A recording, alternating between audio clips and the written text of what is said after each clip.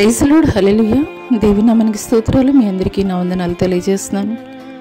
ఈ దినం కొరకు దేవుడు సిద్ధపరిచినటువంటి మాటలు, ప్రియ సహోదరి సహోదరుడా, అనేక సార్లు మన జీవితాల్లో మనం చదువుకుంటున్నటువంటి సమయాల్లో మరి అనేక మంది చదువుకున్నటువంటి బిడ్డలు చేసేటువంటి పని ఏంటంటే, సంవత్సరం మొత్తం కూడాను కాలేజో లేదంటే కనుక స్కూల్లో జరుగుతూనే ఉంటుంది, క్లాసులు చెప్తూనే ఉంటారు.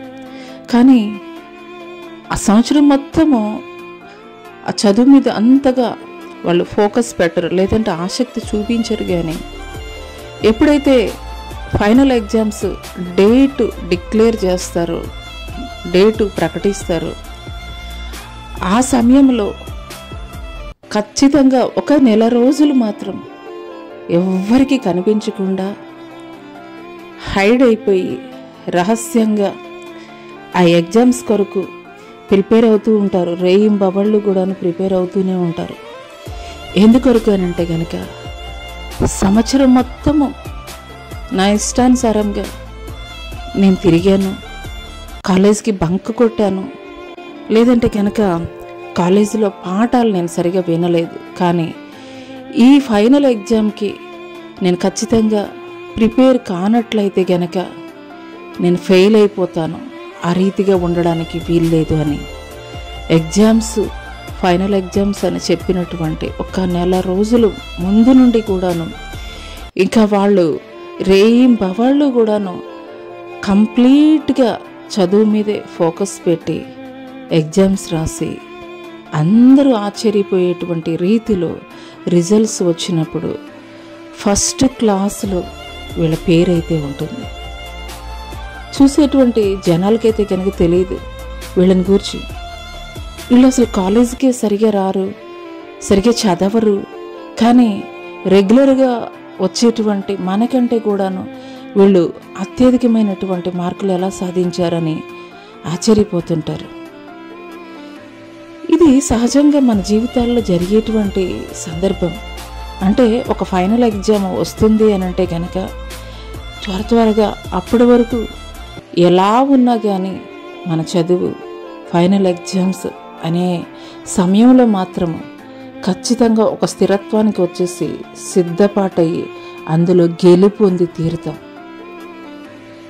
మరి భౌతిక సంబంధమైనటువంటి ఈ చదువుల్లో ఉన్నటువంటి మరి ఈ యొక్క ఆసక్తి, లేదంటే కనుక ఎగ్జామ్స్ అంటే ఉన్నటువంటి భయము, పాసు అవ్వలేదు, ప్రిపేర్ అవ్వలేదు, కనీసం ఈ ఒక్క నెల అయినా కానీ ప్రిపేర్ అవ్వకపోతే, ఫెయిల్ అయిపోతే నా పరిస్థితి ఏ రీతిగా ఉంటుందనేది ఆలోచించుకొని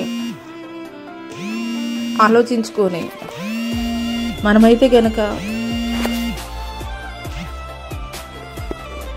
హల్లెలూయా, మనమైతే కనుక ఎంతగానో సిద్ధపాటు అవుతూ ఉంటాం.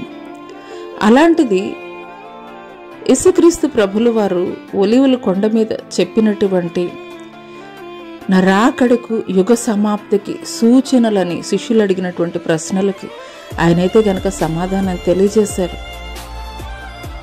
ఆయన ఏవైతే ఒలీవల కొండ మీద తెలియజేశారో, రాజ్యం మీదకి రాజ్యము, జనం మీదకి జనము, యుద్ధములు, భూకంపాలు, కరువులు, అనేకుల్లో అక్రమం విస్తరించుడు చేత ప్రేమ చల్లారిపోవును, అబద్ధ బోధకులు, నేనే క్రీస్తు నా పేరిట వచ్చేటువంటి వారు, ఇలా అనేకమైనటువంటి విషయాలు చెప్పారు. నేడు ఈ పరిస్థితులను చూస్తున్నటువంటి నీవు ఏ రీతిగా సిద్ధపడుతున్నావు?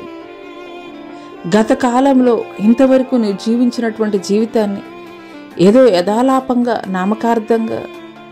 నామకార్థమైనటువంటి భక్తి చేస్తూ మందిరానికి వెళుతూ నువ్వు దేవుడి సన్నిధిలో నువ్వు ప్రార్థన చేస్తున్నట్లయితే ఆ భక్తి సరిపోదు అని దేవాది దేవుడు తెలియజేస్తున్నాడు.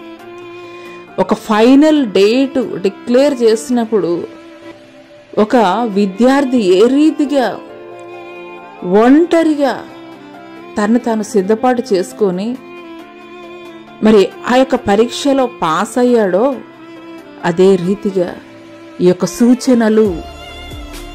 సూచనలు తెలియజేయబడుతున్నప్పుడు, ఈ యొక్క సూచనలు ప్రత్యక్షంగా మనం చూస్తున్నప్పుడు, ప్రత్యక్షంగా మనం వింటున్నప్పుడు మనం చేయవలసినటువంటి పని కూడా అదే.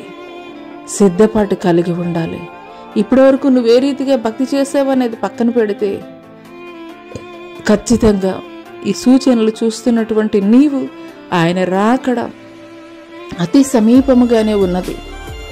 విడవబడితే అంతకన్నా దౌర్భాగ్యమైనటువంటి పరిస్థితి లేదు.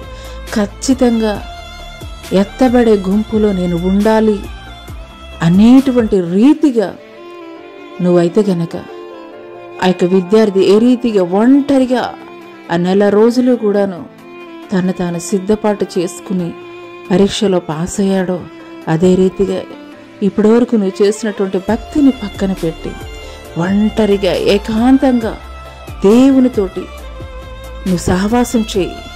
నువ్వు సిద్ధపాటు చేసుకో. ఆయన యొక్క రహస్య రాకడలో కడబూరం రోగగానే ఎత్తబడే గుంపులు నువ్వు కూడా ఉంటావు. మరి సిద్ధపడటానికి నువ్వు ఒక ఆలోచన చేసుకున్నావా? అట్టి రీతిగా చేసుకున్నట్లయితే నిశ్చయముగా ఆయన యొక్క రహస్య రాకడలో ఎత్తబడే గుంపులో నీవు కూడా ఉంటావు. అట్టి కృప దేవుడు నీకు దయచేయనుగాక. ఆమేన్.